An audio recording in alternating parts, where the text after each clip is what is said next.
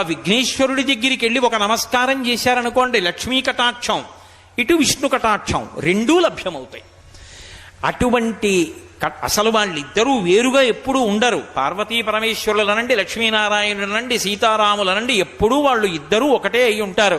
అనుకల తనుకండాలింగనారంభ శుంభత్ ప్రతిదిశభుజాకా శ్రీ సఖానోకహర్ది స్తననేనగుళుచ్ఛ స్పార పుష్పద్విరేఫా రచయితుమయి లక్ష్మీ కల్పవల్లీ కటాక్షాన్ అంటారు పరాశర భట్టలు శ్రీగుణరత్న కోశంలో.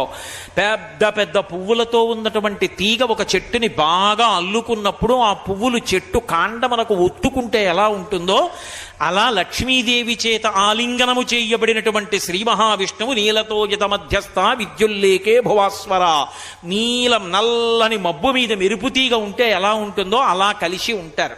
పార్వతీ పరమేశ్వరులైనా అంతే. సంధ్యారంభ విజృంభితం శృతిశిరస్థానాంతరాధిష్ఠితం